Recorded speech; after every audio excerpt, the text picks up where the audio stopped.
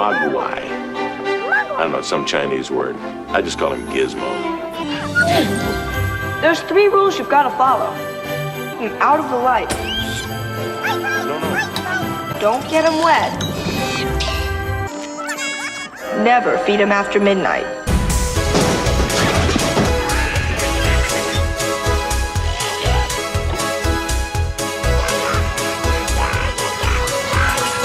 Gremlins was released in 1984, but the term Gremlins itself has a long history dating back to World War II, when British pilots used it to explain mechanical failures on their aircraft, blaming these mischievous creatures for sabotaging their planes. Over time, the word evolved into a term for any kind of pesky, troublesome creature, which was perfect for the troublemaking little monsters that would terrorise Kingston Falls in the film. Gremlins is a charming tale of festive horror and furballs gone rogue. It's a cinematic equivalent of a Christmas jumper. So let's dive straight into the tumultuous journey of its production, a process almost as chaotic as the mischievous terrors themselves. This all began in the early 80s when Steven Spielberg, flush from the success of E.T., decided the world needed a holiday horror movie. Enter Chris Columbus, not the explorer but the future director of Home Alone, with the script allegedly written in the dark corners of his attic. Legend has it that he penned the screenplay after being terrorised by mice. Replace mice with gremlins and voila! Cinematic gold. Joe Dante, fresh from directing The Howling, yes, that werewolf movie, was hired to direct. Spielberg wanted someone used to dealing with unruly creatures. Little did Dante know he'd soon be herding an army of animatronic nightmares. The original script was far darker than what we got on screen back when this was an indie horror, but money talks, and when it became apparent that the animatronics were going to be expensive, and Spielberg will have had his eye on merchandising, it was changed to a more family-friendly affair, with a lot of humour thrown in. In the original script, Billy's mother, Lynn, was supposed to be decapitated by the Gremlins.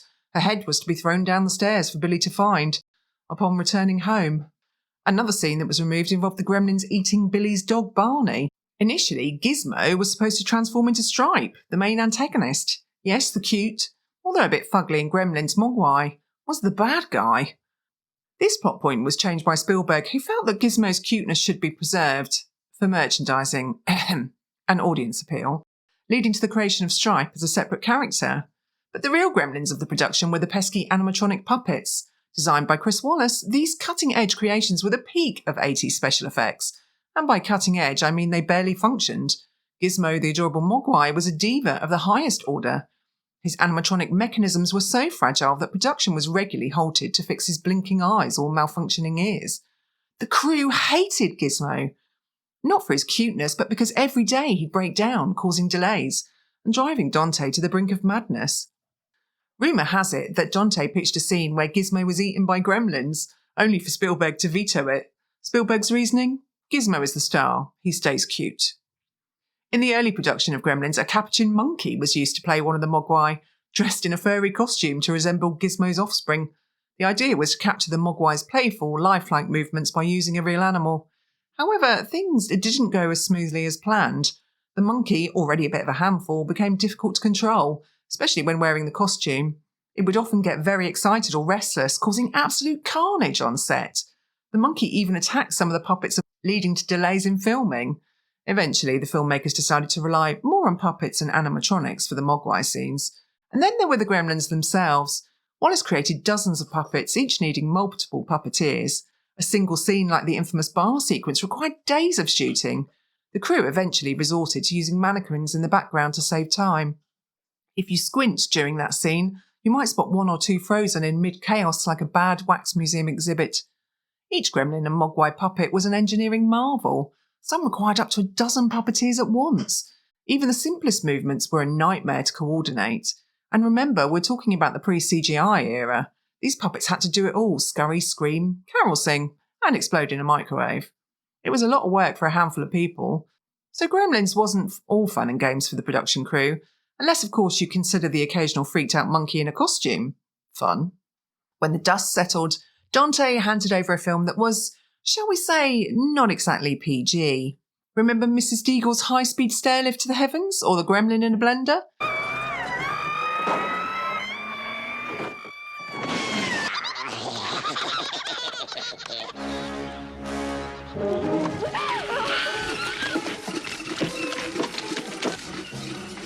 Then, of course, there's the infamous microwave scene where people appealed to Warner Brothers, worried that children would do this to their pets. Obviously, Warner Brothers decided this was unlikely as kids didn't have a gremlin for a pet. The MPAA didn't know whether to laugh or weep.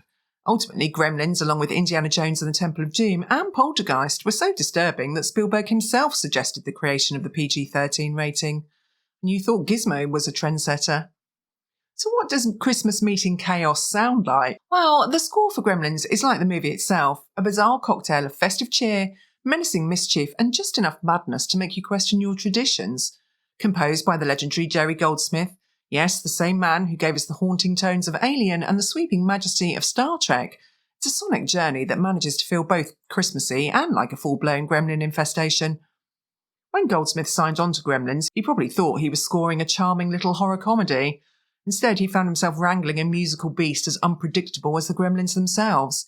How do you musically represent a Mogwai, let alone a gremlin-filled bar brawl? You use synthesizers, wacky sound effects, and some old-fashioned Christmas magic, apparently. Goldsmith leaned into the absurdity, creating one of the quirkiest scores of his career. His main theme, affectionately known as the Gremlins Rag,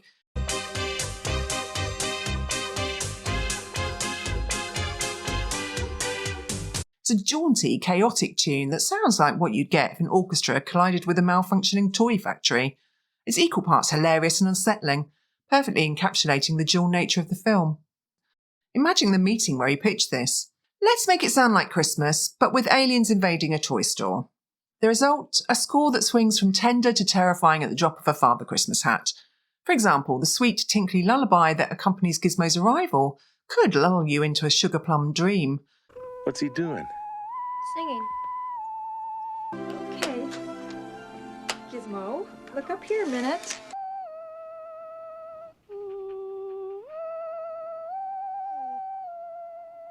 Up until the music takes a sharp left into chaos the moment the green critters show up. Then there's the bizarre use of wacky sound effects. Legend has it that Goldsmith experimented with recording everything from squeaky toys to malfunctioning machines, feeding the sounds through his synthesizer to create a cacophony worthy of the Little Monsters. And Goldsmith's favourite gremlin was actually himself. He didn't just compose the music, he briefly became a gremlin. Well, sort of. During the recording session for the film, he added his own voice to the score, laughing maniacally into the microphone to capture the gremlin's chaotic energy. That unhinged giggling in the background of several scenes? That's Jerry having the time of his life. The most bizarre musical moment? The Gremlins' rendition of Hi-Ho from Snow White and the Seven Dwarfs during the infamous theatre scene.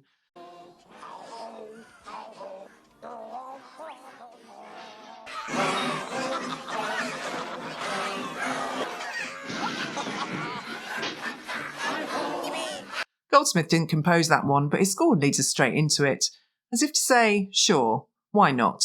This movie has no rules.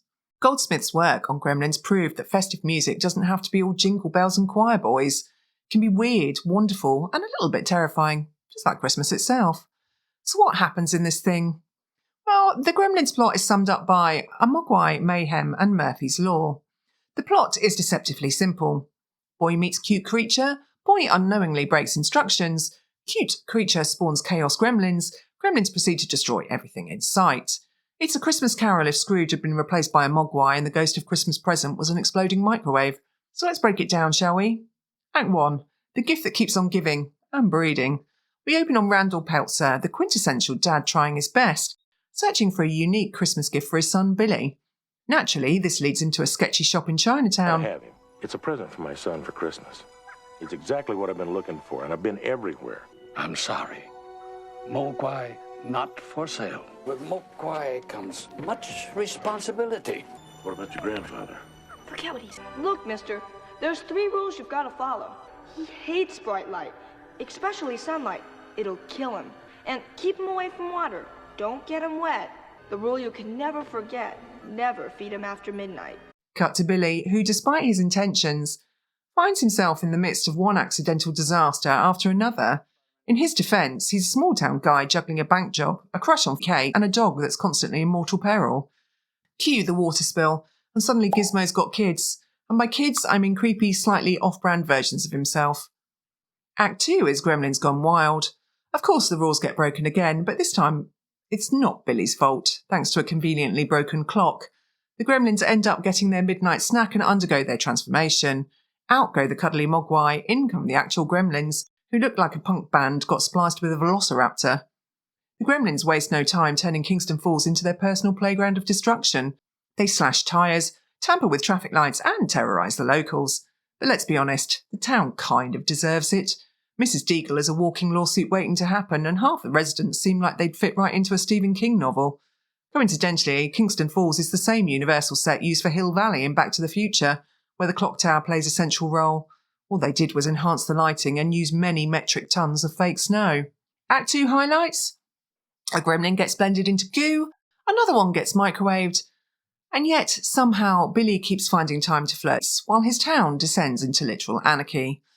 Young love. Act 3 is deck the halls with total carnage. By this point, the Gremlins have taken over the local cinema, where they watch Snow White and the Seven Dwarfs, and frankly, their enthusiasm for hey-ho is infectious. But Billy and Kate have other plans, because nothing says romance like torching a building full of creatures you accidentally created. After incinerating the theatre,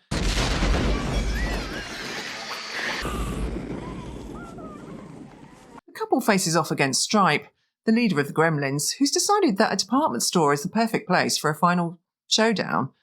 Stripe's antics include riding a tricycle, shooting a crossbow, and wielding a chainsaw.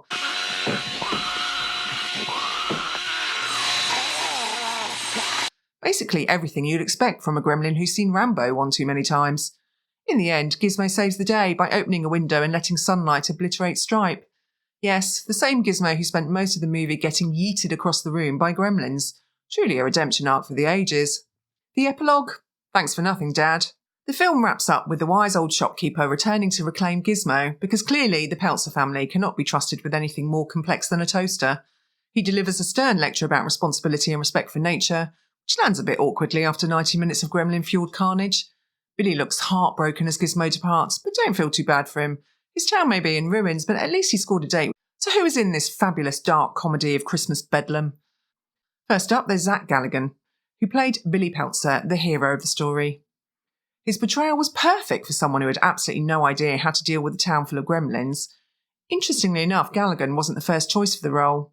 Spielberg initially considered actors like Emilio Estevez and Judd Nelson, but Galligan's on-screen chemistry with Phoebe Cates, who played Kate, and a Mogwai animatronic in a screen test won him the part.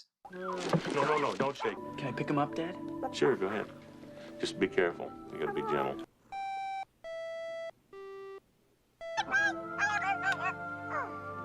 Because, I was just wondering, if you're not doing anything this Thursday night, maybe you'd like to go out on a date? I'd love to. Speaking of Phoebe Cates, who can forget her now iconic scene telling the holiday story that turns darker faster than a gremlin in a blender? He was dressed in a Santa Claus suit. He'd been climbing down the chimney on Christmas Eve, his arms loaded with presents. He slipped and broke his neck, died instantly. And that's how I found out there was no Santa Claus. Cates had already become famous for her role in Fast Times at Ridgemont High, but Gremlins proved her ability to balance sweet and sinister in a way no one else could. There was some studio hesitation about casting her, thanks to her infamous topless scene. But Spielberg was all in on her for the role of Kate. Then there's Howie Mandel, the voice behind the beloved Gizmo. Yes, the same guy who later became known for his role as the host of Deal or No Deal. But don't expect him to have been cozying up with the Gremlins during filming. No, Mandel recorded all his lines in a studio, likely far from the chaos of puppets and animatronics. Hey, Bryce. Bye, Billy.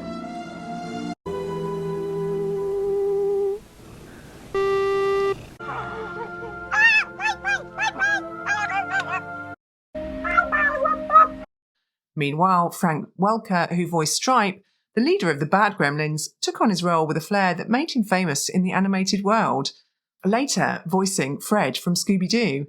The voices were as quirky as the creatures they portrayed. How could you not love a gremlin with a laugh that's more sinister than any villain's monologue?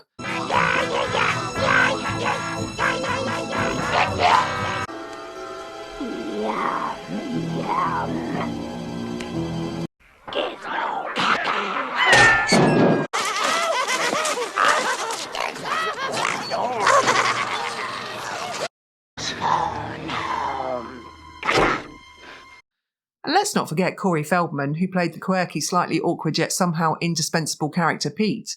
His role was less heroic but still memorable, as he played a part in the town's survival by helping to keep Billy's gremlin army in check.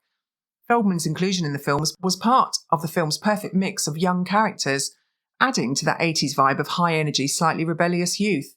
It also ultimately led him to being cast in The Goonies.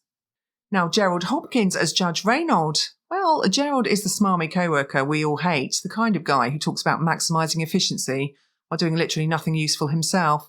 He's got big future middle management energy, spends most of his time trying to impress Kate by being a total tool. Remember his ground claim about being the youngest VP in town? Classic Gerald. I would have fired you in a second. Well, Merry Christmas to you too. Look, I'm a junior vice president at 23. By the time I'm 25, I'm going to have Mr. Corbin's job. By the time I'm 30, I'll be a millionaire.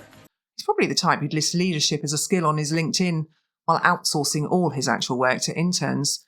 But the best part, he displays halfway through as his other scenes landed on the cutting room floor. As for Dick Miller, who played the unforgettable Mr. Futterman, the anti-foreign car guy, his comedic timing was so spot on that made his role a fan favourite, even though he was just basically there to provide some comic relief and a few laughs about snowplows and machinery.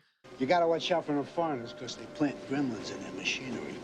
They put them in the cars, they put them in the TV, they put them in the stereos and the radios you stick in your ears. They put them in your watches. They got little teeny gremlins for our watches. I don't think it's... You know, Katie, I think maybe I'll walk home. good. That's a nice night. Dick Miller being everywhere in 80s cinema is proof he's Hollywood's best Easter egg. Popping up first in The Howling and then Terminator, Gremlins, Explorers, After Hours, Night of the Creeps, Inner Space, The Burbs, and Gremlins too. Mr. Wing, Kay Luke, the only person in the movie with any sense. I'm sorry. Mogwai not for sale. With Mogwai comes much responsibility. I cannot sell him at any price. Comes back at the end to reclaim Gizmo. He delivers one of the best movie-ending burns. You teach him to watch television. I warned you. With Mogwai comes much responsibility. But you didn't listen. And you see what happens. You do with Mogwai what your society has done with all of nature's gifts. You are not ready. Translation? You broke every single rule I gave you and now your tune looks like a gremlin rave. You're lucky I'm not invoicing you for the damages.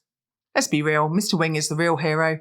Without him, Billy would have adopted a second Mogwai and probably fed it pizza. Gremlins is not just a quirky Christmas movie with mischievous creatures. It's a masterclass in dark humour and a surprisingly deep commentary on a range of societal issues, from technology to consumerism, to of course the loss of innocence. It's a film that mixes a healthy dose of chaos with some very real fears about the modern world. Let's start with technology, because what's more 1980s than an unrestrained fear of machines? Gremlins themselves serve as an exaggerated metaphor for technology running wild. In fact, when they start wreaking havoc on everyday appliances, it's like the film is asking, what happens when the tools we create for convenience end up controlling us? The film brilliantly taps into the 80s anxiety about technological advancements growing beyond human control, with the Gremlins as the unruly byproducts of a world that just can't seem to manage its own creations. Then there's the film's critique of consumerism. Gremlins uses the Mogwai as a metaphor for how we often approach consumer culture. We want the next big thing without understanding the consequences of our purchases. It's as if the movie is giving a side eye to our love for instant gratification. Buy that cute gadget, but don't be surprised when it turns into a destructive force if you don't treat it right. Pretty fitting metaphor for today's world of gadgets, apps and streaming services that, if not handled properly, can take over our lives. Then of course there's the theme of lost innocence. Gizmo, the adorable harmless Mogwai, is like the last gasp of childhood purity. But we all know what happens when you break the rules. Gizmo's offspring's transformation into the chaotic Gremlins is the ultimate metaphor for how the world corrupts innocence. One moment you're happily singing Christmas carols, the next you're knee-deep in chaos as creatures that were once cute and cuddly become the embodiment of all the things that can go wrong when you least expect it. It's like the holiday spirit itself is being hijacked by the Gremlins, and not even your Christmas tree is safe from their antics. It's a reminder that growing up isn't all it's cracked up to be, especially when you're dealing with the consequences of your poor decisions. Perhaps the most poignant loss of innocence theme in Gremlins is the film's dark, somewhat absurd monologue about Kate's father. While the movie is full of zany slapstick humour, it also delivers some surprisingly grim moments. We also have technology and tradition at war. The small-town, cosy Christmas vibe of the film clashes with the high-tech, fast-paced world that's creeping in, Literally, as the Gremlins destroy technology wherever they go, Gremlins isn't just about a creepy pet running amok during Christmas. It's about technology's dangerous potential, the consequences of a consumerist culture, and the harsh loss of innocence that comes with growing up in a world that doesn't always make sense. Gremlins might wreak havoc, but they're also a manifestation of the world's more chaotic, unexpected forces, and they're a reminder that everything is a little more complicated than it first appears. When Gremlins hit theatres in 1984, it wasn't just a hit. It was a cultural phenomenon that took the world by surprise. Combining horror, comedy and holiday chaos in one package, the film grossed over $153 million worldwide on a modest budget of around $11 million. This success catapulted Gremlins into the ranks of cult classics, making it a Yuletide favourite that still attracts a loyal following to this day. Critics and audiences alike were impressed by how Gremlins balanced humour with horror. It became one of the highest grossing films of 1984, which is saying something when you compare it to other blockbuster hits like Indiana Jones and the Temple of Doom and Ghostbusters. This was a major feat, considering it wasn't an A-list project like those other releases. It also sparked a wave of Gremlins-related merchandise. From toys to video games, the market quickly capitalised on the movie's popularity. Gizmo became a household name, and even the sinister Gremlins garnered a fan base. The film proved that a blend of horror and humour could have lasting commercial appeal. But the franchise didn't stop there. The original film cemented its place in pop culture, and its influence expanded over the years with Gremlins 2: The New Batch in 1990. While it wasn't as commercially successful as the original, Gremlins 2 has gained a cult following due to its self-aware humour and audacious take on the chaos the first film only hinted at. Although it wasn't a box office juggernaut, the sequel reinforced the Gremlins' legacy. Decades later, Gremlins remains a pop culture touchstone. The characters continue to pop up in unexpected places, and the Gremlins theme has been used in modern horror franchises as well. One of the film's enduring impacts is its unique ability to mix horror and comedy, influencing films like Shaun of the Dead and The Cabin in the Woods. Gremlins is the kind of bizarre, chaotic masterpiece that defies logic and good sense, and we love it for that. It's like someone asked, what if you combined Christmas, cheer, adorable puppets and absolute nightmare fuel, and then just went for it? Somehow, it works. This festive fever dream seamlessly blends humour, horror and holiday spirit into a movie that taught us all one thing: never trust anyone who says it comes with rules. As one of my all-time favourite Christmas movies, Gremlins holds a special place in my heart and my childhood. I grew up with Gizmo and Stripe figurines proudly displayed on my shelf. Even today, my guinea pigs are named after them. And no, they aren't as well behaved as Gizmo. It's the perfect seasonal movie full of laughs, a bit of very dark humour and a healthy dose of what just happened. And if you made it this far without a gremlin popping out of your screen, congratulations. You're already better at this than Billy Peltzer. But don't stop there. Give this video a thumbs up, or I'll send Stripe over to your house with a chainsaw. Want more? Check out my channel, where I've reviewed entire franchises like Alien, Predator, The Matrix and Terminator. I've also tackled classics like Brazil and 12 Monkeys, perfect for anyone who enjoys their sci-fi with a side of existential dread. Links are in the description, and remember, like, subscribe and always double check the care instructions.